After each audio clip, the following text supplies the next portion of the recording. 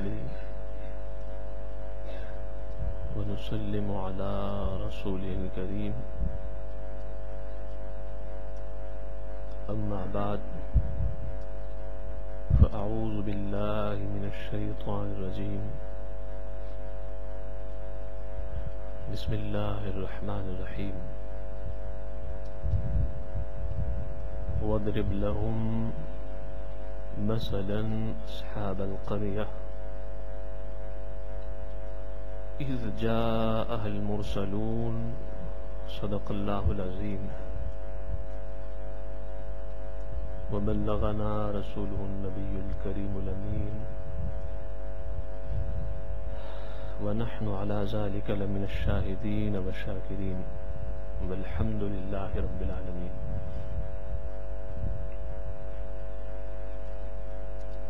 حمد و ثنا کے بعد، جیسے کہ معلوم ہے کہ ہمارے آج کی جمعۃ المبارک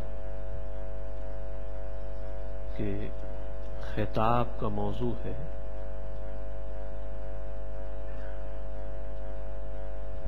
اچھی صحبت کا اثر، گڈ کمپنی کا ایفیکٹ. سورہ یاسین کی لائٹ میں، سورہ یاسین کی روشنی میں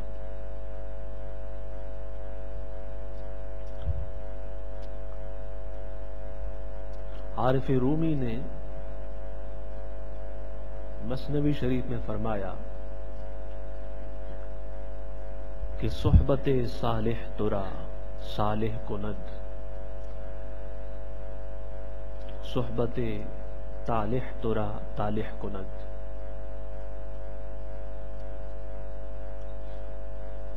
کہ تجھے اچھے انسان کی صحبت اچھا بنا دے گی اور برے انسان کی صحبت برا بنا دے گی. ہم نے اپنے پچھلے خطاب میں بتایا تھا کہ صحبت کے اثرات اچھے بھی ہوتے ہیں اور برے بھی ہوتے ہیں. صحبت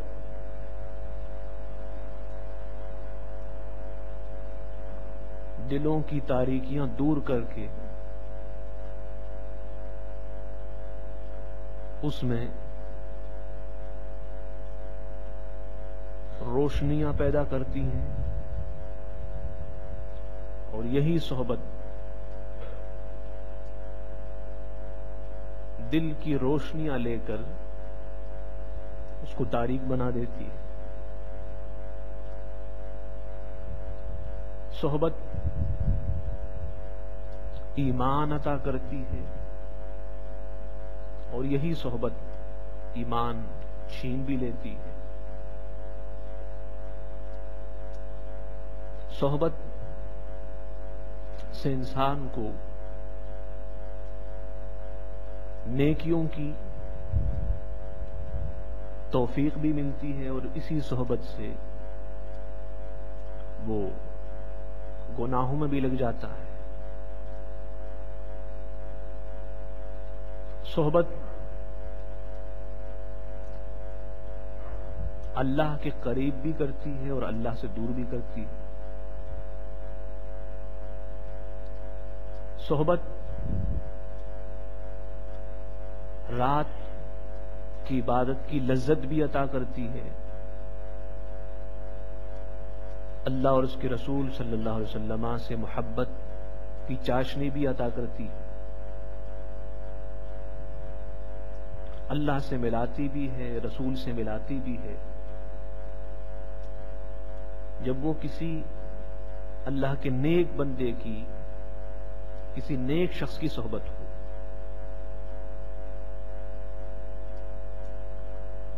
شام سیریا میں ایک معروف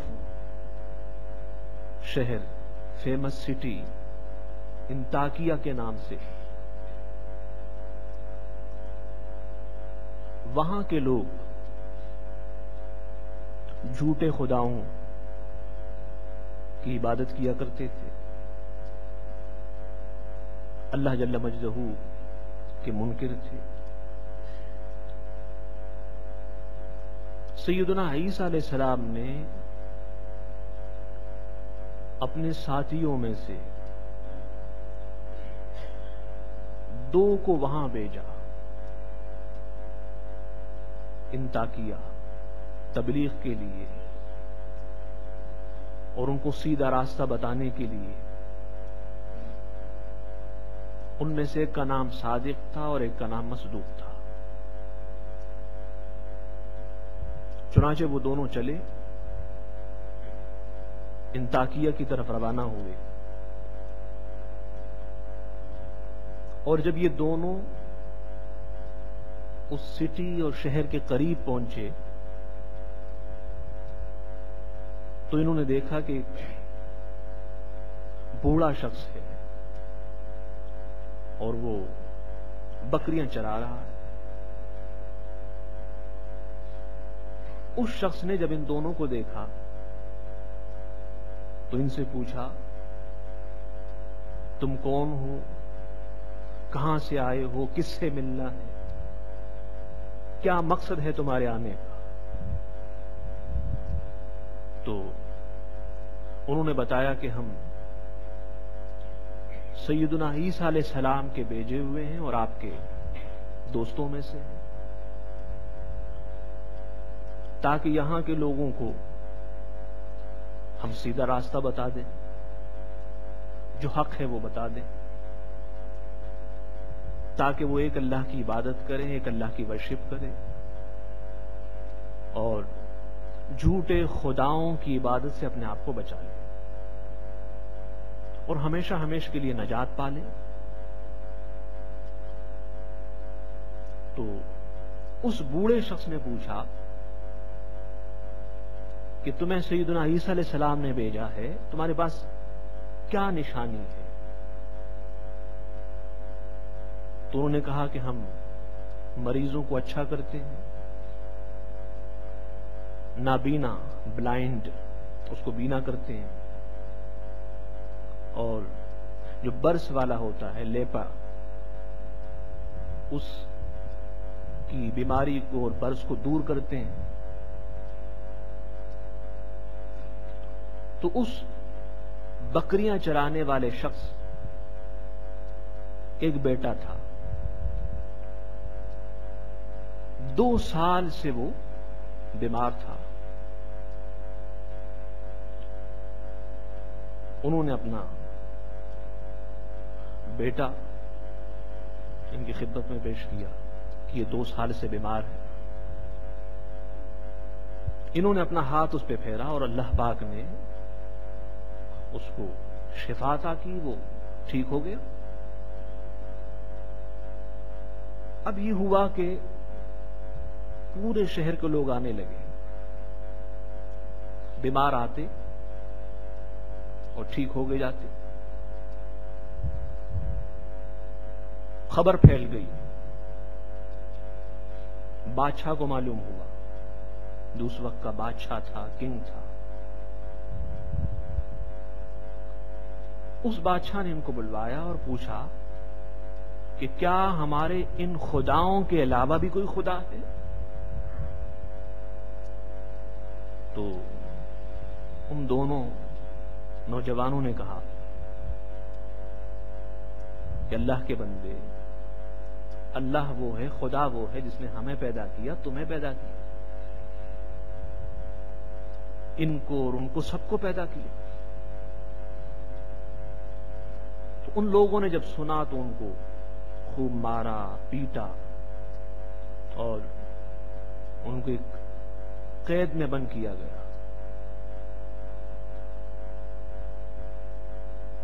یہاں سیدنا عیسیٰ علیہ السلام کو جب معلوم ہوا تو آپ نے اپنے ایک اور حواری شمعون کو بھیجا.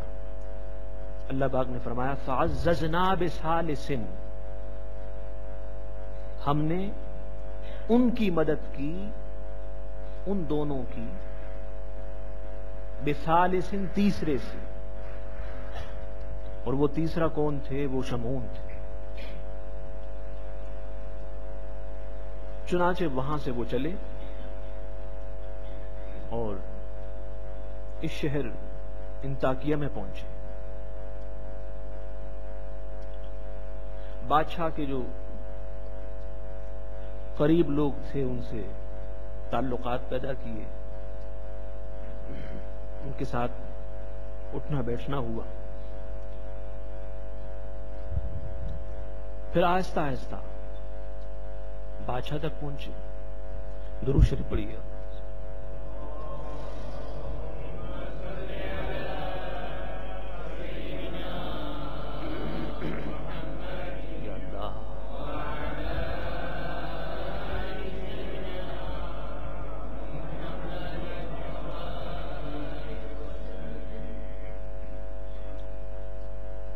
تو آہستہ آہستہ ان کے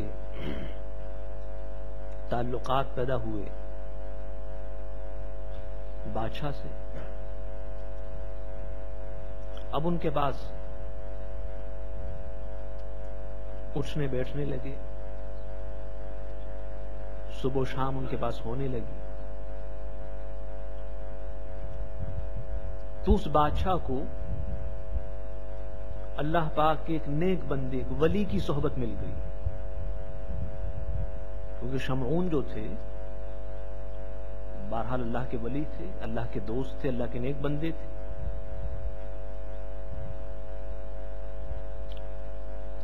ایک دن شمعون نے اس بادشاہ سے پوچھا کہ وہ جو دو نوجوان آئے تھے جن کو آپ نے قید کیا ہے، بند کیا ہے، کیا آپ نے کبھی ان کی بات سنی بھی ہے کہ وہ کیا کہتے؟ تو بادشاہ نے کہا نہیں، ہم نے نہ تو ان کی بات سنی ہے نہ ان کو موقع دیا ہے، بس چونکہ انہوں نے لوگوں کو ایک نئے دین کی طرف بلایا اور ہماری جو عبادت تھی، جو ہمارے خدا تھے، ان کی مخالفت کی تو مجھے غصہ آیا اور میں نے ان کو بند کر دیا۔ تو شمعون نے بادشاہ سے کہا کہ آپ ان کو بلوا تو لیں، ان سے پوچھیں کہ وہ کیا کہتے ہیں اور کیا مذہب ہے ان کا، کیا خیال اور اوپینین ہے۔ چنانچہ ان کو بلوایا گیا دونوں کو، اور وہ دونوں کے دونوں آ گئے۔ تو شمعون نے ان سے پوچھا کہ تمہیں اس شہر میں کس شخص نے بھیجا ہے؟ تمہارا بھیجنے والا کون ہے؟ تو انہوں نے کہا کہ بعثنا اللہ الذی خلق کل شیء، کہ ہمیں اس اللہ نے بھیجا ہے کہ جس اللہ نے ہر شے کو پیدا کیا، ورزق کل شیء، اور ہر شخص شے کو روزی دی، نہ اس کا کوئی شریک اور پارٹنر ہے، نہ اس کا کوئی بیٹا اور سن ہے، وہ ہر قسم کی شریک اور پارٹنر سے پاک ہے۔ تو شمعون نے پوچھا کہ اس اللہ کی کچھ صفات ہمیں بتا دیں، ان کی کوالٹیز کیا ہیں۔ تو انہوں نے کہا کہ اللہ تعالی جو چاہتا ہے وہ کرتا ہے، جو حکم دیتا ہے وہ کرتا ہے۔ تو انہوں نے فرمایا اچھا، پوچھا کہ تمہارے پاس کیا نشانی ہے تمہارے حق ہونے کی اور سیدھی راہ پہ ہونے کی؟ تو انہوں نے کہا کہ بادشاہ جو چاہے وہ ہم سے طلب کر لے، مانگ لے۔ چنانچہ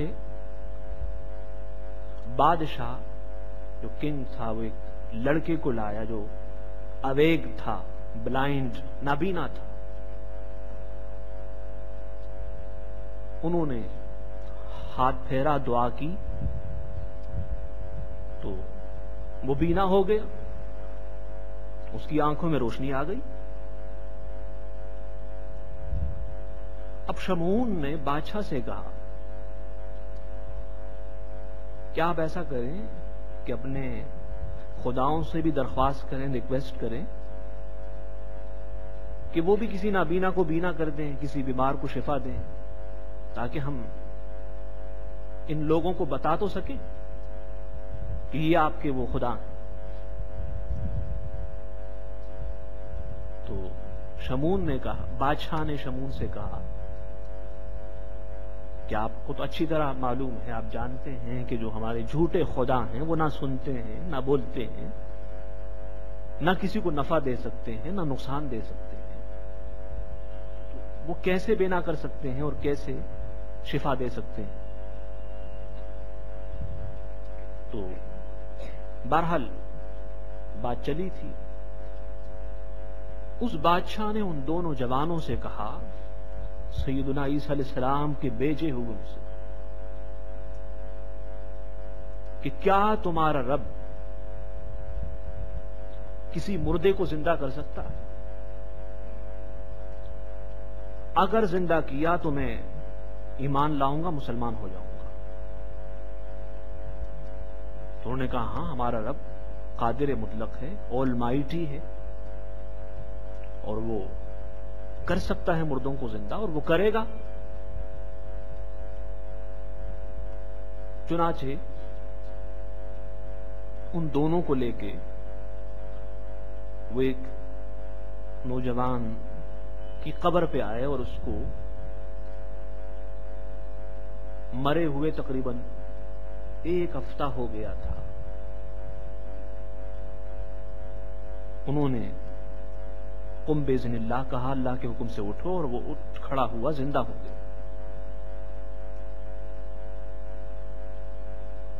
اس زندہ ہونے والے مردے نے کہا کہ میں جہنم کے عذاب میں تھا، بڑے سخت عذاب میں تھا، اس لیے کہ میں جھوٹے خداؤں کی عبادت کرتا اور اللہ کے ساتھ ان کو شریک کرتا۔ اور یہ جو دو تمہیں دین بتاتے ہیں، ان کا دین بالکل ٹھیک ہے، تمہارا دین باطل ہے، غلط ہے، تم جس راستے پہ جا رہے ہو غلط راستہ ہے۔ اس نوجوان نے پھر آسمان کی طرف دیکھ کے کہا کہ دیکھو، آسمان کے دروازے کھلے ہیں، اور اس میں سے ایک حسین و جمیل شخص ان تینوں کی سفارش کر رہا ہے کہ ان کی بات مان لو۔ تو بادشاہ نے پوچھا کہ تینوں کون؟ کیا ان میں بھی ہوں؟ تو انہوں نے کہا نہیں، تم نہیں ہو، جو تمہارے پاس کھڑے ہیں شمعون یہ ایک، اور یہ دو جو ہیں یہ۔ تو اس وقت بادشاہ جو ہے وہ سمجھ گئے، حیران بھی ہوئے۔ شمعون نے کہا کہ اب اچھا موقع ہے تبلیغ کا، نصیحت کا۔ انہوں نے ان کو ایمان کی دعوت دی۔ بادشاہ کے دل میں یہ بات اثر کر گئی اور وہ ایمان لایا، مسلمان ہو گیا۔ ان کے ساتھ کئی لوگ تھے جو ایمان لائے، مسلمان ہو گئے۔ جو مسلمان نہ ہوئے اللہ پاک نے ان کو تباہ کر دیا، برباد ہو گئے، وہ اللہ کا عذاب آیا ان پر۔ تو میں نے پچھلے جمعے میں، پچھلے خطاب میں عرض کیا تھا کہ ویسے تو اللہ تعالیٰ کی اتنی نعمتیں ہیں ہم پہ کہ ہم گننا چاہیں تو ان کا گننا، شمار کرنا یہ ناممکن ہے، امپوسیبل ہے، ناممکن ہے۔ لیکن ایک نعمت ایسی ہے اللہ پاک کی کہ اس سے بڑھ کر اللہ کی کوئی نعمت نہیں ہے، وہ ایمان کی نعمت ہے۔ تو اب وہ جو پہلا بوڑھا شخص ملا تھا ان دو اولیاء کو، اور وہ صحبت میں کچھ دیر رہا، حبیب نجار نام تھا، تو اس نیک لوگوں کی صحبت کی وجہ سے اللہ پاک نے سب سے بڑی نعمت عطا کی، ایمان کی۔ پھر وہ بادشاہ شمون کی صحبت میں رہا، ان کے پاس اٹھتا بیٹھتا رہا، ان سے تعلقات رہے. تو اللہ پاک نے اس کو بھی اپنی سب سے بڑی نعمت عطا کی، ایمان. پھر وہ لوگ جو مسلمان ہوئے، ان میں سے بعض وہ تھے کہ جو بند ہوئے تھے، جو جیل میں تھے ان کے ساتھ، ان دو کے ساتھ،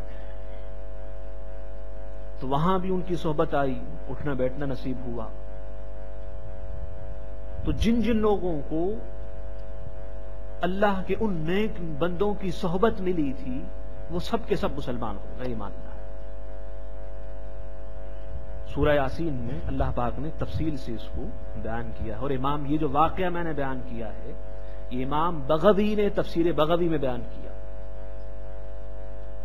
اور انہی آیات کے تحت اور انہی کی تفسیر میں، ایکسپلینیشن میں انہوں نے بیان کیا. اس لیے سورہ یاسین کی روشنی سے اور سورہ یاسین کی روشنی میں، سورہ یاسین کی آیات سے اور جس خاص واقعے کی طرف اشارہ ہے، اس سے اللہ پاک نے حضور علیہ السلام کی امت کو یہ سبق دیا، یہ لیسن دیا کہ اگر تم نیک لوگوں کی صحبت میں اٹھے بیٹھے تو نیک ہو جاؤ گے، اور ان نیکوں پر اللہ پاک کی جو نوازشات ہوتی ہیں، اللہ کے جو انعامات ہوتے ہیں، اللہ کا جو فضل و احسان ہوتا ہے، اس میں سے تم کو بھی حصہ ملتا رہے گا. شیخ سعدی جو بہت بڑے ولی ہیں، اور ان کی 2 کتابیں خاص طور پر بڑی معروف ہیں، گلستان و بوستان، وہ فرماتے ہیں، ایک مثال اور ایگزامپل کے ذریعے سے سمجھاتے ہیں. فرماتے ہیں کہ میں ایک باغ میں گیا اور میں نے دیکھا کہ وہاں کی مٹی جو ہے اس سے خوشبو آ رہی تھی. تو میں نے پوچھا کہ اس مٹی سے کہ تجھ میں خوشبو کہاں سے آ گئی؟ مٹی میں خوشبو تو نہیں ہوتی.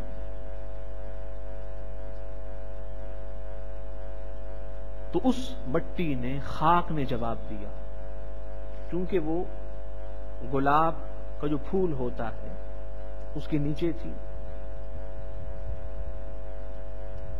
تو اس نے یہ جواب دیا کہ جمال ہم نشیں در من اثر کرد، ورنہ من ہما خاکم کے ہستم. کہ میرے ہم نشین نے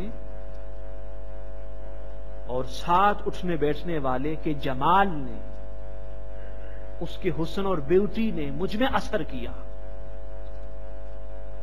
مجھ میں خوشبو نہ تھی، اس میں خوشبو تھی. تو اس کا اثر یہ ہوا مجھ میں کہ اس کی خوشبو مجھ میں آ گئی. حالانکہ میں وہی خاک ہوں جو پہلے تھی، پہلے بھی خاک تھی، مٹی تھی، اور اب بھی ہوں. فرق یہ ہوا کہ مجھے خوشبو والی کی صحبت مل گئی، ایک خوشبو والے کی صحبت مل گئی. تو بس اس کی صحبت کا ملنا تھا کہ اس کی خوشبو مجھے مل گئی. تو یہ نیک لوگ، اولیاء، یہ خوشبو ہیں. ہم جیسے گناہگار، سیاہکار، اگر اولیاء کی صحبت میں، علماء کی صحبت میں، اللہ کے نیک بندوں کے پاس اٹھے بیٹھے، انشاءاللہ ان کی خوشبو اور ان کا جمال ہم میں بھی آ جائے گا، اور اللہ تعالیٰ ان کے طفیل اور برکت سے ہمیں بھی نیک بنا دے گا، اچھا بنا دے گا. اللہ تعالیٰ سے دعا ہے کہ اللہ تعالیٰ ہمارے ان کلمات کو قبول و منظور فرمائے، اور ہمیں صلحاء اور اپنے نیک مخلص خالص بندوں کی صحبت عطا فرمائے. وما علینا الا البلاغ.